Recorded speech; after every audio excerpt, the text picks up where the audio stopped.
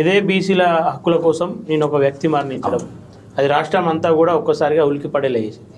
దానిపైన మీ అభిప్రాయం ఏంటంటే? చాలా దారుణమైనటువంటి బాధాకరమైన విషయం ఏంటంటే తెలంగాణ వచ్చి 60 సంవత్సరాల సుదీర్ఘ పోరాటం తర్వాత కూడా తెలంగాణ కోసం కొట్లాడి ఆ రోజు శ్రీకాంతాచారి చనిపోవడం, ఈరోజు ఈశ్వరాచారి చనిపోవడం అంటే మన ప్రజలు ఆలోచించాలి. అవునా, బీసీ సమాజమా, ఎస్సీ ఎస్టీ మైనార్టీలారా, ప్రజాస్వామ్యవాదులారా, ఒకసారి ఆలోచించండి. ఇప్పటికీ కూడా బీసీల ఉద్యమం కోసం 42% రిజర్వేషన్ కావాలని చెప్పేసి నాకైతే అసలు చాలా ఇప్పుడు బీసీ ప్రజలు ఆలోచన చేయాలా, మీరు కూడా వాళ్ళకి ఆలోచన కల్పించాలా. ఏబిసిడి వర్గీకరణ చేసిండు రేవంత్ రెడ్డి, నీకు పార్లమెంట్లో బిల్లు చేసిండ్రా? ఈయన చేసిండు కదా. ఇలా మాలమాదిగా ఇంత పెద్ద పోరాటం చేసినా సరే ఉండాలని ఓలాలకు ఉండాలని చేసిండు. 4 రోజులు మేము కొట్లాడినాం, తర్వాత మగ్గినాం. మరి నేను బీసీలకు 42% రిజర్వేషన్ ఇంకా ఎవడు అడ్డుకున్నాడే? నువ్వు నరేంద్ర మోడీ గారి పర్మిషన్తో చేసినావు ఏబిసిడి వర్గీకరణ, నువ్వు పార్లమెంట్లో బిల్లు చేసినావు. అంటే ఎస్సీలకు అడ్డం రాని బీజేపీ గవర్నమెంట్ నీకు బీసీలకు రిజర్వేషన్ ఇస్తే అడ్డమవుతుందా? ఇది ప్రజలు ఆలోచించాలి. ఇక్కడ కావాలని చెప్పేసి రేవంత్ రెడ్డి మిమ్మల్ని మూర్ఖులు చేస్తా ఉన్నాడు. నువ్వు స్టేట్లో అయ్యి ఎవడొస్తున్నాడు? మేమందరం మద్దతు ఇస్తున్నాం బీసీలకు. అదేమన్నా బిచ్చమా? నీ ఇంట్లోకి ఇస్తున్నావా? నీ తాత ఆస్తి రాసి ఇస్తున్నావా? అంబేద్కర్ గారు ఏమంటారంటే ఈ భారతదేశంలో ఉన్నటువంటి ప్రజలంతా కూడా వాటాదారులు. We are not beggars of this country, we are share holders of this country అన్నాడు అంబేద్కర్ గారు. ఈ దేశంలో ఉన్న ప్రతి మౌలిక సదుపాయాల మీద, ఈ దేశంలో ఉన్నటువంటి ప్రతి దాని మీద మా ప్రజలకి హక్కు ఉన్నదని చెప్పిండు. అంత గొప్ప మాటలు అంబేద్కర్ చెప్పినా దానికంటే నీచంగా, బెగ్గర్స్ కంటే నీచంగా ఈ దేశంలో అనేక మంది ఇంకా బ్రతుకుతుర్రు అని చెప్పేసి అంటే ఏమంటారు? 100% అంబేద్కర్ గారి పోరాటం తెలియకపోవడమే. ఇయ్యాల జాజుల సీన్ అన్న ఉన్నాడు, ఆర్ కృష్ణ అన్న ఉన్నాడు. ఎంత నవ్వులాట. కాకపోతే బీజేపీ వాళ్ళు వచ్చి బీసీలకు రిజర్వేషన్ ఇవ్వాలని రోడ్డు మీద ధర్నా చేసారు, కాంగ్రెస్ వాళ్ళు వచ్చి బీసీలకు రిజర్వేషన్ ఇవ్వాలని రోడ్డు మీద ధర్నా చేసారు, టీఆర్ఎస్ వాళ్ళు వచ్చి బీసీలకు రిజర్వేషన్ ఇవ్వాలని రోడ్డు. అసలు మరి ఎవడు ఆపినట్టు? అందరు మంచోలే. రొయ్యకు మొలతాడు కడితే కదా, అరే నాకేం సంబంధం లేదని, నేను పిల్లికి మొలతాడు కడితే నాకేం సంబంధం లేదు కదా, రొయ్యలు పోయినాయి అంటే ఎవడు పిచ్చోడు? బీసీ సమాజం ఇప్పుడు ఆలోచించాలి. నేను క్లారిటీగా చెప్తున్నా కదా. నీకు పార్లమెంట్లో బిల్లు కాకపోవచ్చు, ఏబిసిడి వర్గీకరణ స్టేట్లో చేసినట్టు బీసీలకు 42% రిజర్వేషన్ ఇవ్వు రేవంత్ రెడ్డి. నువ్వు ఎందుకు ఆపుతున్నావు? నిన్ను ఎవడు ఆపుతున్నావు? ఈయన తప్పించుకోవడం కోసం పైన చెప్తాడు, ఈటల రాజేంద్ర అన్న చేయమని చెప్తాడు. ఈ మన రాష్ట్ర ప్రభుత్వమే ఆపుతున్నది, మేము ఆల్రెడీ బీజేపీలో అందరం కలిసి రాసి పంపించినాం.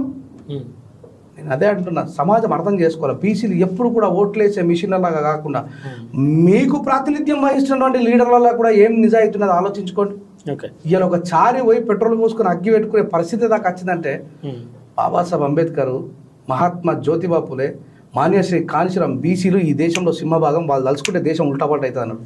కానీ బీసీలకు జ్ఞానమే రాకపోయి మన బీసీ నాయకులు అన్న వాళ్ళని అభివృద్ధి కోసం ఆలోచిస్తున్నారా అంటే అప్పుడు మాకు వీళ్ళు కూడా అసలు నాకు కవిత గారి దగ్గరికి పోయినారు మద్దతుకి, రేవంత్ రెడ్డి గారి దగ్గరికి పోయారు మద్దతుకి, కేటీఆర్ గారి దగ్గరికి పోయారు మద్దతుకి, బీజేపీల దగ్గర. అసలు ఏంది నాకు అర్థం కాదు.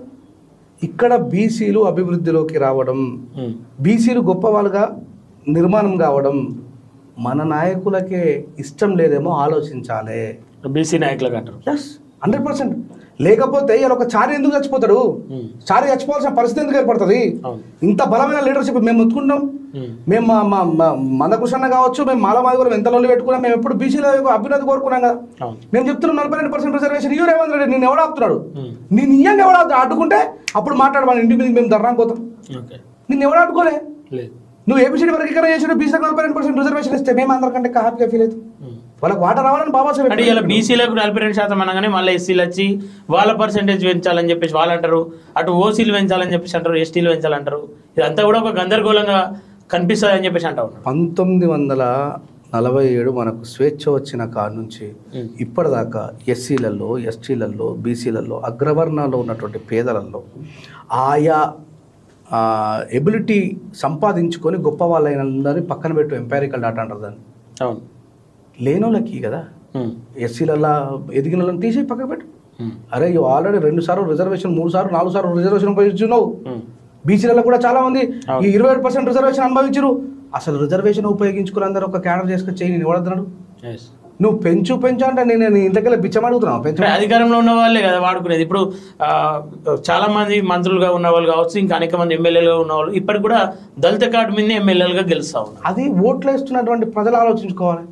అరే ఎప్పుడు ఈ దొంగలనే ఎన్నుకుందామా, నిజంగా ఉద్యమాలు చేస్తున్న వాళ్ళని ఎన్నుకోవద్దా అని వాళ్ళు ఆలోచించుకోవాలి.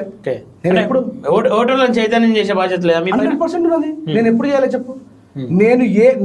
నేను దళిత ఎమ్మెల్యేలని మినిస్టర్ అని ప్రశ్నించినంతగా నాకు తెలిసి ఎవరు ప్రశ్నించకపోవచ్చు. ఎందుకంటే ఈ పెద్దోళ్ళందరికీ నేను నచ్చా.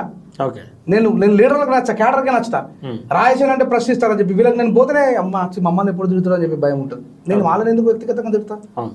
నేను 100% చెప్తా ఉన్నా. బీసీలకు కానీ, ఎస్సీలకు కానీ, ఎస్టీలకు కానీ ఒక్క 3-4 సార్లు రిజర్వేషన్ ఉపయోగించుకొని గొప్పలైన వాళ్ళని పక్కన పెట్టి ప్రభుత్వం అనుకుంటే ఎంత చెప్పదు? ఇయ్యో నువ్వు బీసీలకు, ఎస్సీలకు, ఎస్టీలకు అసలు ఇప్పటికీ కూడా రిజర్వేషన్ అంటే ఏందో నోచుకోలేని అమాయకులకు ఎంపైరికల్ డేటా చేసి నేను ఎవరు అర్థన్నారు? అది వాళ్ళ వాటా. అంబేద్కర్ గారు చెప్పారు, అదేం బిచ్చం కాదు నువ్వు ఇవ్వడానికి. వాళ్ళ బడ్జెట్ వాళ్ళకి కేటాయించినావు, కేంద్రంలో కావచ్చు రాష్ట్రంలో బీసీ బడ్జెట్ కేటాయించినావు. ఏడే ఉన్నాయి? మహాత్మా జ్యోతిబా ఫులే పేరు మీద 4 హాస్టల్ ఓపెన్ చేసి ఈ హాస్టల్లో స్త్రీలకు, చెల్లెలకు కట్టుకోవడానికి బాత్రూమ్ దుస్థితిలో దిగదార్చిండు. ఎటుపోతున్నాయి మరి పైసలను? ఎటుపోతాయి నిధులు? ఎటుపోతున్నాయి? బీసీ బిల్ ఎటుపోయింది? ఎస్సీ సప్లాన్ ఎటుపోయింది? ఇది ప్రజల్ని చైతన్యం చేయాలా? ఈ నాయకులంతా కూడా దొంగలు లంగలు జమై ప్రజలు మోసగిస్తున్నారు. ఇది ప్రజలు గుర్తించాలి.